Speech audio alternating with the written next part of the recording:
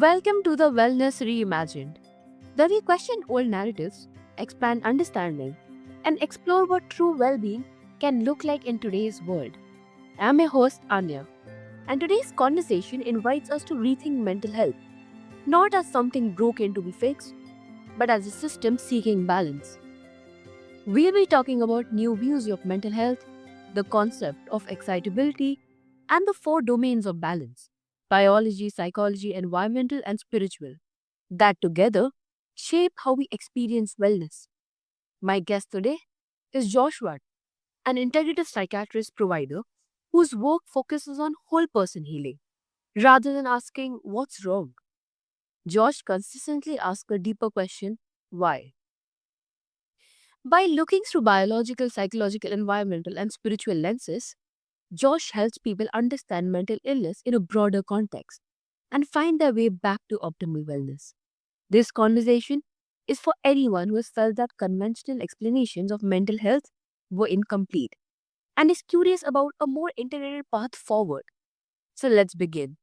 Welcome to the show, Josh. It's such an honor to have you.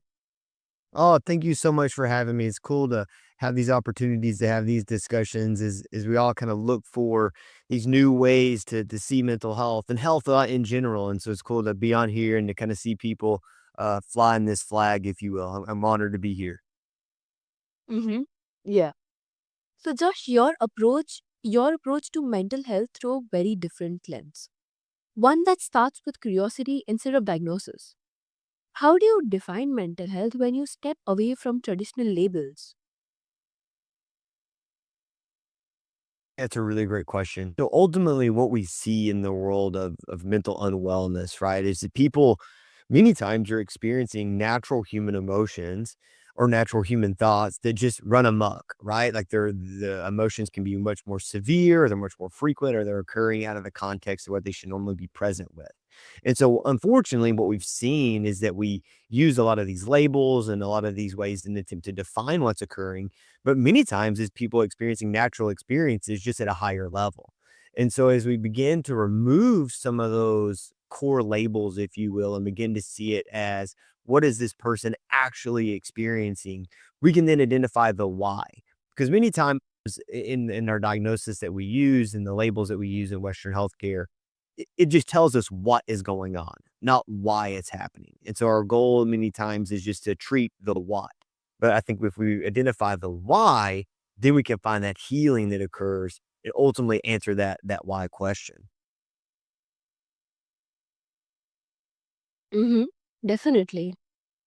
And why do you think the question, why is this happening, so often overlooked in mental health care? Well, I think, man, that's a great question. I think people becoming mentally unwell is a really complex situation. It's not as cut and dry as high blood pressure or insulin resistance and diabetes and those kind of things. It's a very complex situation. And so when we begin to open up that backpack, if you will, of what's going on, it can feel really challenging to understand the why. And so I think it's much easier just to identify the what. And so then we make the what better, right? So if I'm finding myself feeling really anxious, that is my what. And so our treatments are to make you not feel anxious, which can work and sometimes it doesn't work. But when we try to figure out why are you anxious, that can be everything from something going on physically to something going on mentally or a trauma you experience. It could be happening environmentally with the air you're breathing or the food you're consuming. It could be spiritually, right? Of things that are going on at the deeper level of your body and who you are. And so I think that's what makes us very nervous to open that up, is because not everyone has a true consistent why. Everyone has a why. It just can be different. And that's what makes it so challenging.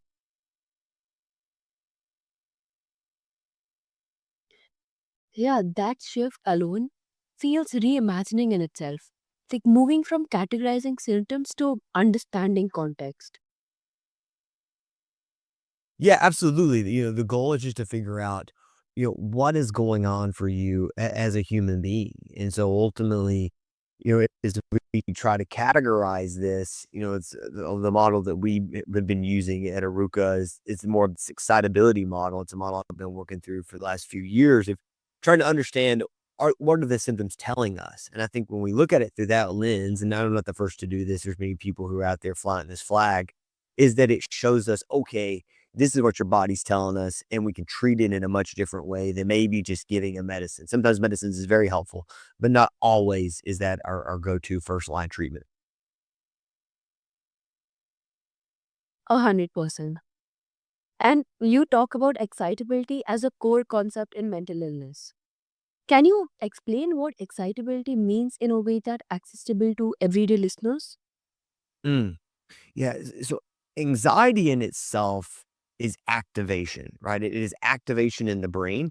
We know anxiety is very important, right? So if we're walking around the woods or we're in some area where we could be in danger, that activation keeps us alive, right? And unfortunately, for some people, the activation can occur when there's not a trigger, right? So they're just sitting at home and now they're having the same response as they would have if they were walking around and a bear's there, right?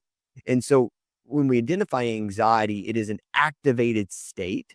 And so within that activation, what are the symptoms that are present within that? For some people, they can become very activated and they find themselves being very nervous and they're worried and their body's really tense or they're shaking or they're restless. In that same lens, right, you can see people who are activated, who are chronically fatigued, who are having problems focusing and concentrating, and are kind of just feeling stuck and frozen. Both are activated, both are what we would call anxiety, yet what they're experiencing and what they're showing us is very different.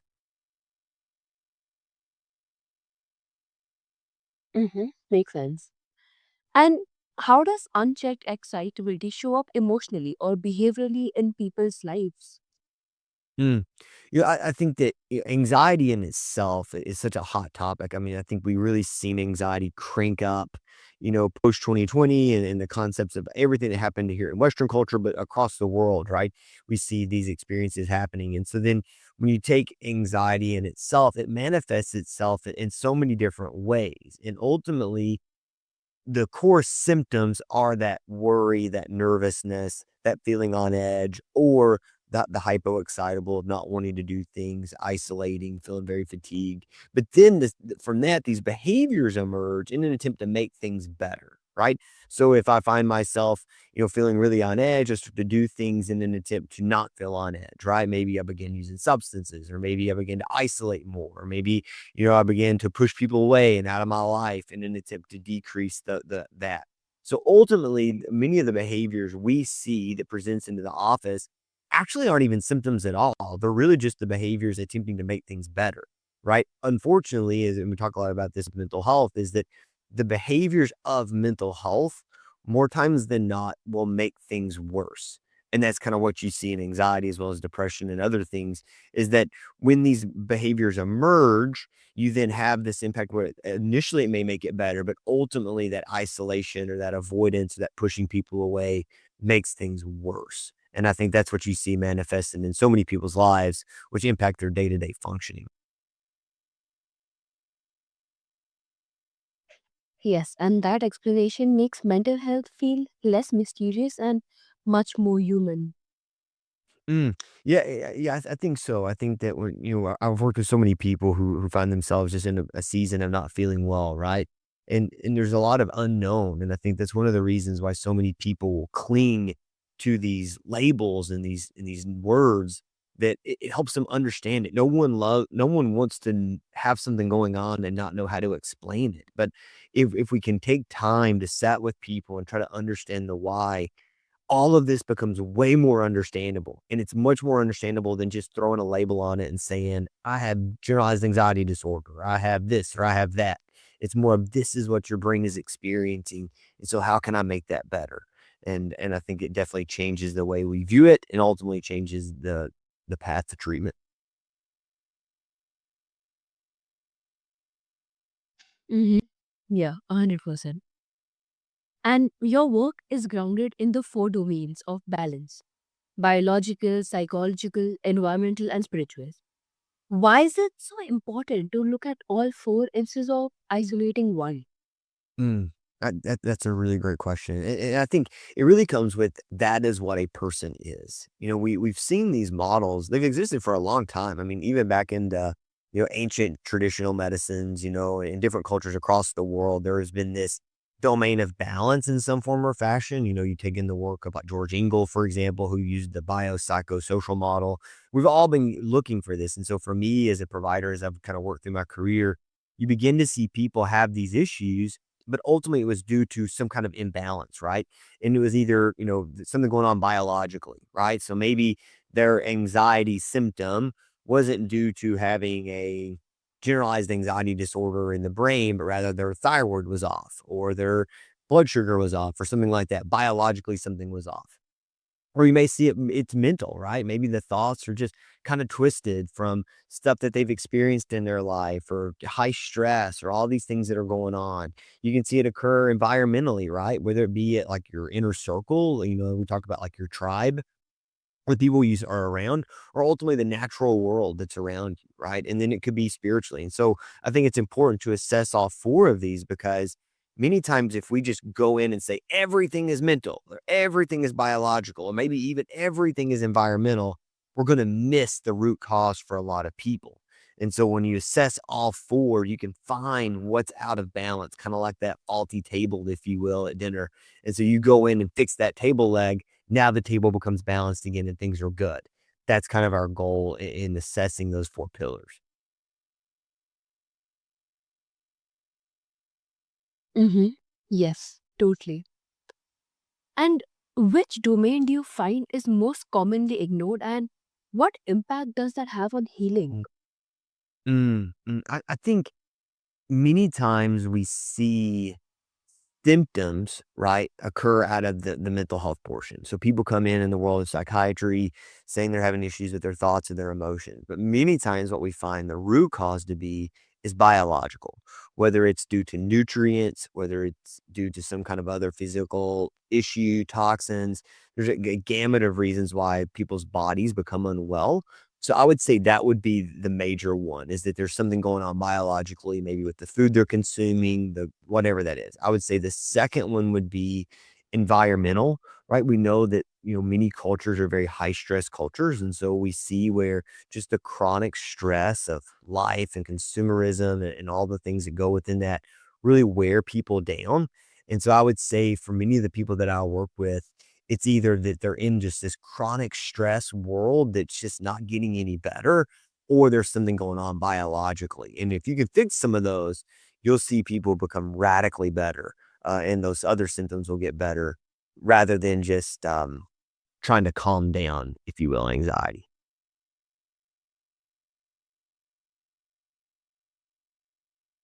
Yeah, and that really reframes wellness as something relational, not something that exists in isolation within the mind.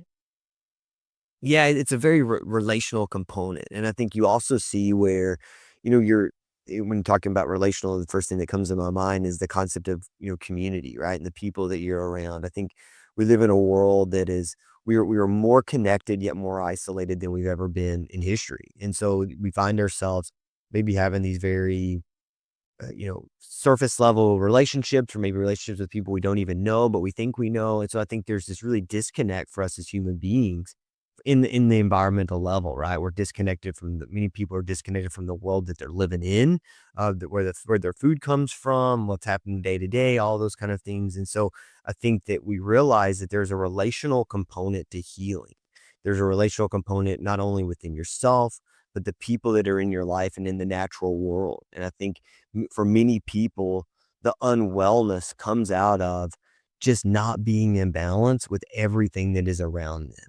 And that can be really challenging and cause a lot of problems. Mm-hmm. Yes.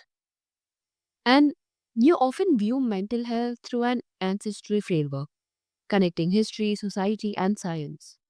How does looking backward help us understand modern mental illness? Mm.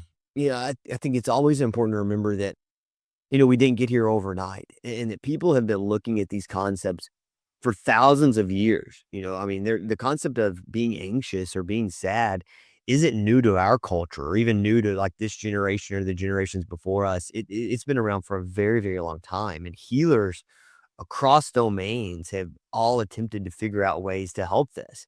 And we see ultimately that there were some really terrible things that were done in the name of mental health, throughout the years. And that's a really unfortunate. And I think it goes back to what you were talking about, the question you asked about why is it so complex to know the why. And I think that when we look backwards, many times we see where a lot of ancient healing probably didn't know the why as much as there were these natural remedies that were very healing. But ultimately, many of these people were already in balance with the other concepts that we've talked about. Now we see where you can use some of these traditional medicines, but it won't help you become in balance. Maybe if your issues, maybe the natural world, right? So I think it sets the stage for us to know how to help people. All of the medicines we use in psychiatry are based on some of these core mechanisms of these ancient traditions. When we look at how ashwagandha root works and rhodiola rosea works and St. John's wort and all some of these core, herbal remedies, they're similar to some of the things that our medicines do. We're just trying to make it work a little bit differently. And so a lot of people will call them like semi-synthetic drugs. We have medicines in psychiatry that are semi-synthetic, meaning that there's a natural compound in the world that we've taken and try to make better. So I think it sets the stage to know how we're treating.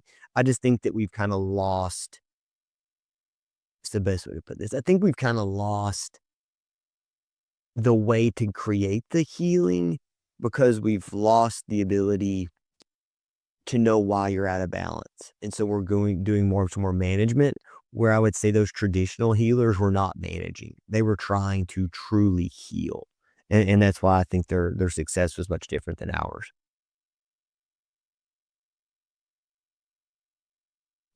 Yeah, that makes sense. And what do you think modern society has lost that earlier cultures understood about balance and well being? I think one of the things that we've lost in modern society, just about wellness as a whole, is that we've really it's the best way to go. I think one of the things that we've done is that we have normalized being unwell. Right? I remember I had a professor years ago who was talking about dementia, and he would always say, dementia is not part of normal aging. Memory loss is not part of normal aging. And so when we think about that, we think that we've really normalized this experience of we lose ability, we lose the feeling of, feeling good again and all those kind of things as we get older or that stress gets going or, we just go to work and we get stressed out and that's just part of being an adult. And I think that normalization of that illness has really led to us being okay with not being okay. And in my opinion, that's not okay. Right? And so I think that finding those ways to help people are really, really important so that they don't find themselves just normalizing it. I think the second thing would be that we became okay with just managing it. We don't do well from a cultural perspective, we don't do well with discomfort. And so rather than just working through the discomfort, we would rather just manage it.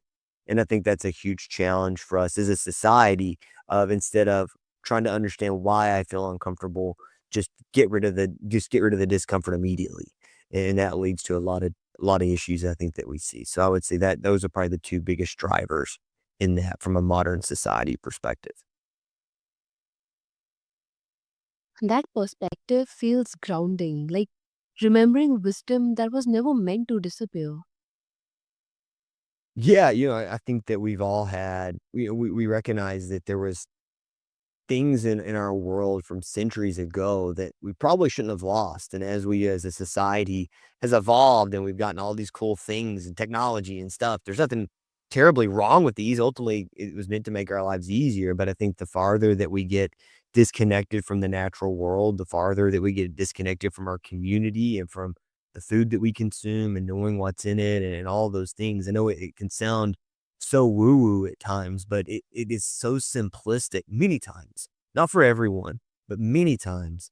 If you just work on those core concepts and return back to those core teachings and those core practices from centuries ago, man, healing is there. And that's something that we try to do is help people figure out what are they missing and how they could fix that.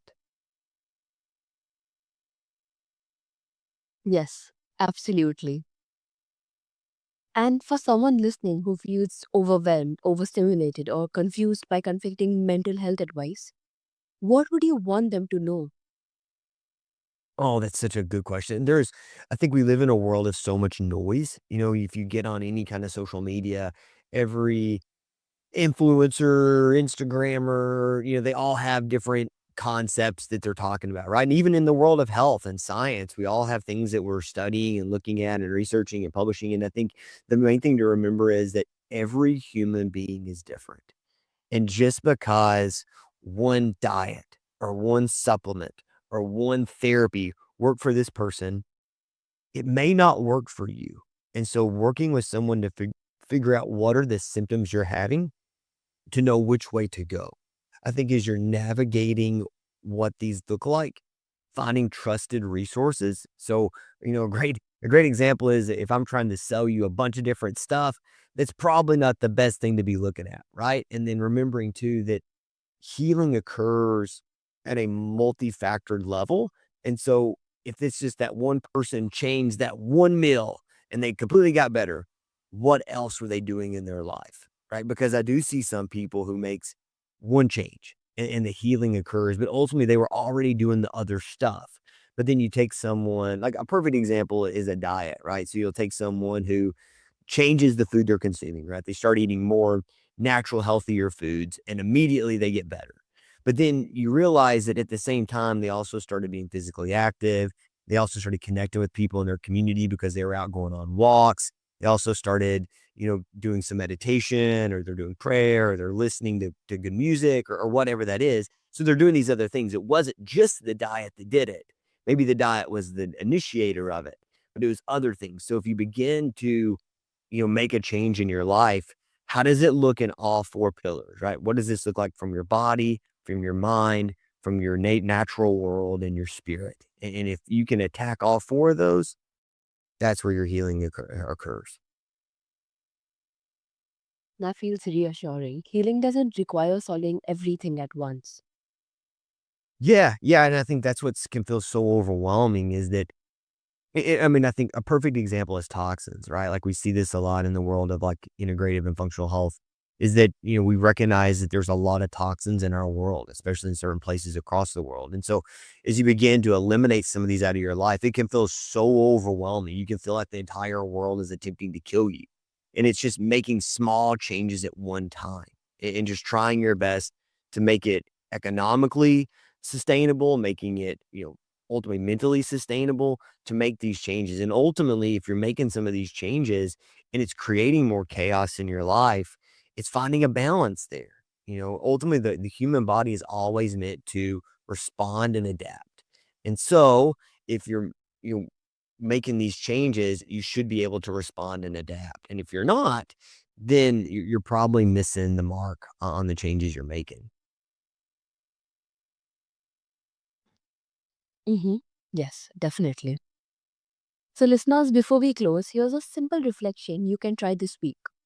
Ask yourself, which domain feels most out of balance right now? Body, mind, environment, or spirit? Choose one small action to support that domain.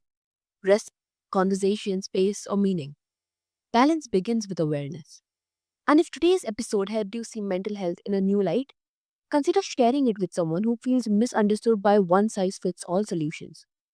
And if the Wellness Reimagined continues to support your understanding of whole person healing, leave a review. Help Leaving a review helps these conversations reach others seeking clarity and balance. Mental health isn't just about managing symptoms. It's about restoring relationship within ourselves and with the world around us. Thank you for being here. I'm Anya, and this has been the Wellness Reimagined. Stay curious, stay compassionate, and keep reimagining what wellness can be.